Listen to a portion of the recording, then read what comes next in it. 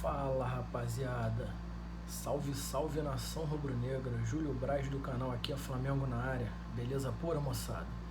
Então, gente, tô passando aqui para dar um alô para vocês aí a respeito dessa entrevista aí do nosso querido vice-presidente de futebol, Marcos Braz, a respeito aí da situação que se confirmou no dia de hoje, né, da saída do Rafinha do Flamengo. A gente pôde acompanhar aí a entrevista dele agora para o canal Flá TV, e dessa forma ele fez diversos esclarecimentos aí acerca do assunto, e a gente vai repercutir um pouquinho isso aqui, tá? Mas antes de mais nada, eu queria pedir a todos aí que curtam o nosso canal, se inscrevam, compartilhem com os amigos de vocês aí, com os parentes, façam aquela divulgação, dê aquela moralzinha pra gente. Rubro-negro ajuda rubro-negro. Então vamos lá, vamos começar aí, né, por alguns pontos que foram tratados aí na entrevista, principalmente quando o Marcos Braz foi questionado, foi indagado aí acerca dessa saída, né? Muitos jornalistas mandaram as suas perguntas para tentar entender um pouquinho do motivo desse, vamos dizer assim, desse desenlace, né, matrimonial aí entre o Rafinha e o Flamengo nesse momento. Primeiramente, um dos aspectos que ele levantou, tá, com as perguntas que foram direcionadas a ele, foi o seguinte: Rafinha é um atleta que já está com 35 anos de idade, então já está pegando a reta final da carreira. Dessa maneira, o que aconteceu? Durante a contratação do Rafinha para vir para o Flamengo, né, uma das cláusulas que foi solicitada pelo jogador foi justamente a cláusula de saída gratuita para a Europa, em caso de proposta, que foi justamente o que acabou acontecendo nesse momento. Beleza, rapaziada? Então, assim, ele apontou, o Marcos Braz apontou pra gente aí de forma bem clara que quando o jogador vem da Europa para o Brasil, ele faz uma análise multifatorial, né? Essa análise dele compreende desde o fator financeiro até as condições de vida que ele vai ter por aqui.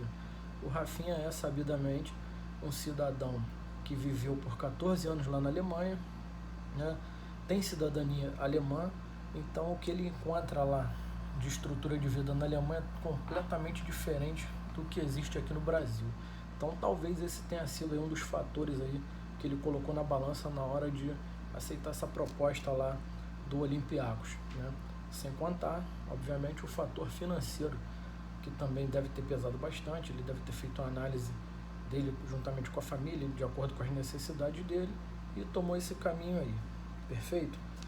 Outra questão ainda relacionada aí à saída do Rafinha, principalmente aí no que diz respeito à reposição desse jogador, né? O Rafinha, sabidamente por nós aí também, um grande atleta, um grande profissional que representou muito bem aí com a camisa do Flamengo, a gente não tem o que dizer, mas foi o que o Marcos Braz colocou: o jogador quer sair, não tem jeito, é aquela coisa, é aquela história, é fogo morra acima, água morra abaixo. Não tem papai e mamãe que segure, infelizmente.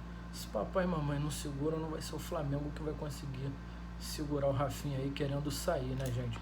Então, assim, instituição em primeiro lugar, respeito ao atleta, ele fez a opção dele, e a nós, em razão dessa cláusula contratual, só resta respeitar. Podemos ficar tristes? Óbvio que a gente vai ficar triste, não tem jeito. Como eu falei, um grandíssimo atleta, o melhor da posição no Brasil, né, atualmente, e a gente não tem muito o que fazer, só lamentar. Mas voltando aí a essa questão da reposição, foi passado aí, né, dentre as perguntas que chegaram lá para o Marcos Braz, vieram algumas perguntas no sentido de saber como seria essa reposição, de que maneira que o Flamengo está enxergando isso.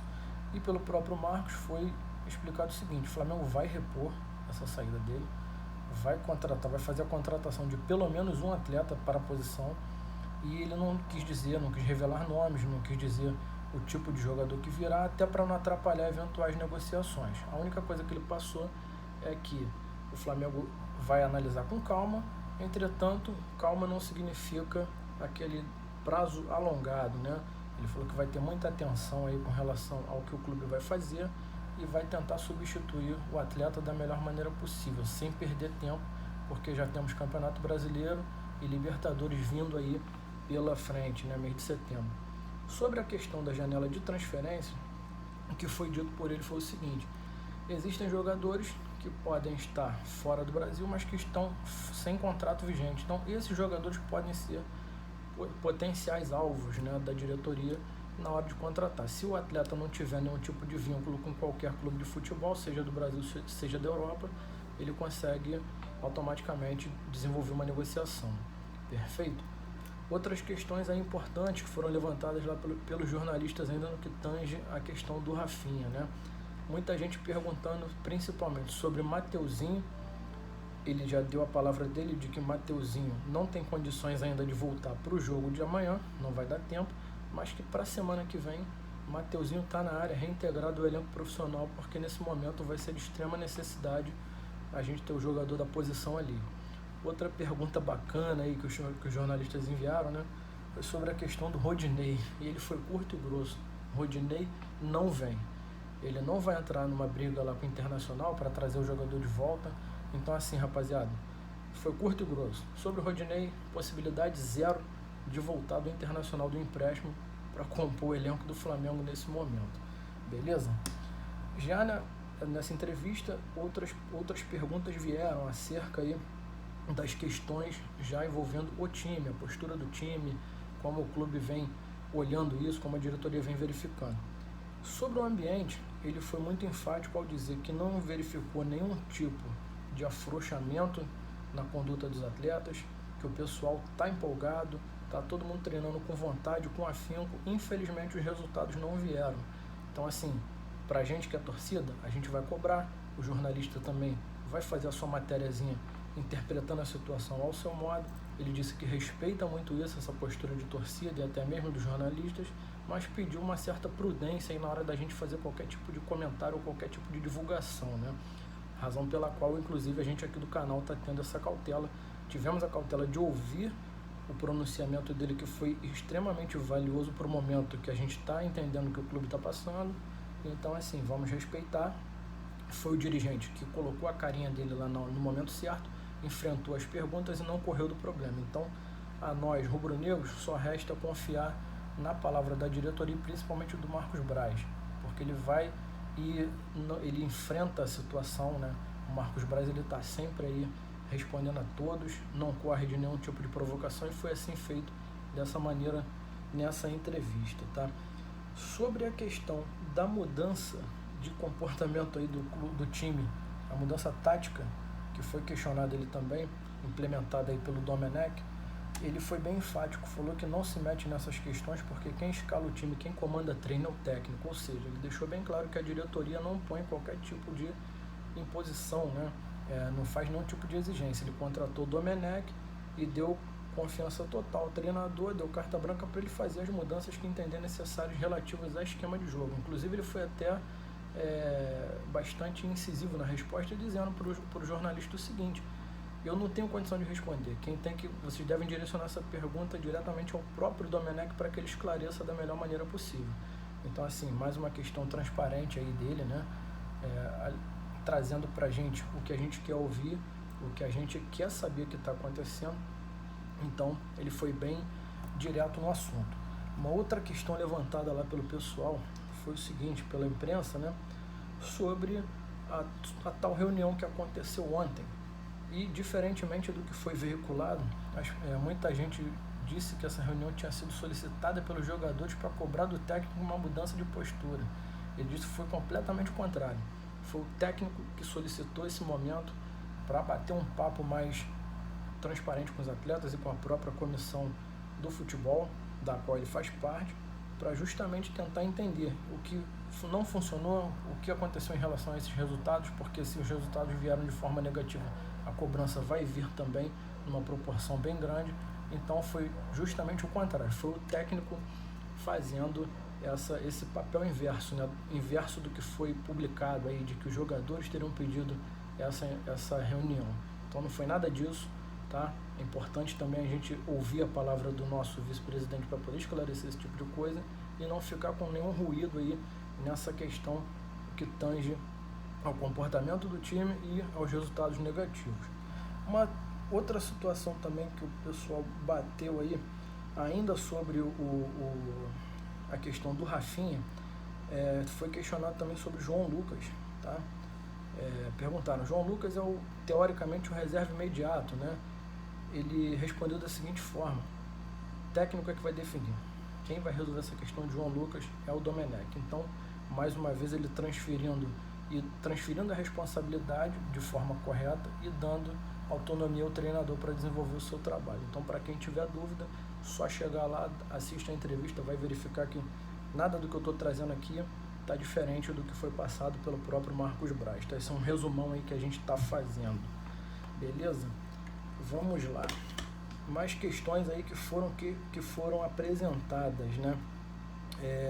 Um jornalista mandou o questionamento lá para ele, perguntando sobre o projeto do Domenech para o Flamengo. Ele também foi extremamente direto e incisivo. Ele falou ao contrário, o Domenech não tem projeto nenhum, pessoal. O Flamengo é que tem um projeto maior e que enxerga no Domenech uma peça para poder dar continuidade, ou seja, continuar com esses resultados que o Flamengo obteve na última temporada, né, com esse trabalho aí que vem sendo desenvolvido, essa mudança de postura. Gostei muito, particularmente, dessa resposta dele, porque o Flamengo mudou de paradigma, o Flamengo mudou de patamar, como o Bruno Henrique colocou, né?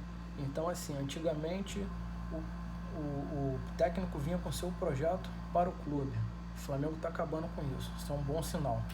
É um sinal de que o clube daqui para frente tem uma meta, tem os seus horizontes, tem os seus objetivos e ele vai traçar o seu planejamento em razão dele. Se o técnico ou o jogador estiverem compatíveis com esses objetivos, eles virão fazer parte do Flamengo. Caso contrário, infelizmente, esses interessados vão dançar, né? Não estarão nos planos do Flamengo. Outra questão aí que foi levantada é o seguinte, sobre psicólogo ou coach dando um apoio aí para os jogadores, né? O Flamengo tinha um profissional dessa área que dava esse suporte lá em 2019, que era um psicólogo, segundo o próprio Marcos Braz, um psicólogo bastante capacitado. O Flamengo extinguiu essa posição do psicólogo e fez o quê? Trouxe o Jorge Jesus com a sua equipe e dentro dessa equipe do Jorge Jesus tinha um coach, que era um profissional já de uma visão teoricamente mais ampla, né? E segundo o próprio, o Flamengo conseguiu ganhar os seus títulos tanto com o profissional específico de psicologia quanto com o coach. No momento não tem esse profissional lá, tá? Então ele deu a entender que a gente vai seguir com o que tem e vai ser dessa forma que o Flamengo vai ter que trabalhar daqui para frente. Uma última questão aqui, levantada para ele, também ainda sobre laterais, né? sobre a reposição do Rafinha. Foi questionado ao Marcos Braz sobre laterais que teriam potencial para atuar no Flamengo aí e substituir o Rafinha, né? Se o Flamengo enxergava no Brasil. Ele também passou a mesma resposta, informando que o Flamengo vai analisar diversos fatores, não só os fatores técnicos, ou seja, ele, além de enxergar o fator técnico, ele vai verificar se esse jogador, se esse lateral tem o perfil que o Flamengo deseja como um todo, né? Essa diretriz que o departamento de futebol criou em relação ao seu trabalho de vitórias, tá? E por último, foi questionado a ele sobre as conquistas, né? Sobre as conquistas do Flamengo, se ele via algum tipo de ameaça por conta dessa nova situação que o Flamengo se encontra com essas 2 derrotas. Ele falou, foi bem tranquilo na resposta, e falou o seguinte: em 2019 o Flamengo ganhou o que podia, né? O que podia, ganhou lá o Carioca, ganhou a Libertadores, o Brasileiro, né? Faturou esses 3 títulos aí principais. Em 2020, o que tinha para ganhar o Flamengo ganhou. E em 2021 a ideia é o quê? Repetir toda essa trajetória, conquistando o máximo de títulos possíveis, ou seja, tranquilizando a torcida de que a peteca não vai cair, galera. Então, o que eu peço a vocês? Tenhamos calma, mantenhamos-nos tranquilos.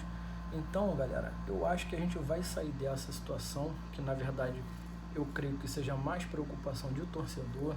Nós que somos apaixonados, a gente tem essa preocupação, a gente se acostumou com um time vencedor e a gente não quer que isso se acabe. Rapaziada, fica aqui a minha singela contribuição em relação a essa entrevista, tá? Eu vou me despedindo, um forte abraço aí para vocês, pedindo mais uma vez, galera, vamos curtir o nosso canal, vamos se inscrever no canal aqui a Flamengo e se puderem compartilhar, compartilhem com seus pares aí, seus amigos, a rapaziada toda, porque flamenguista ajuda flamenguista. Então eu vou deixar aqui o meu forte abraço, Um grande beijo e saudações rubro-negras.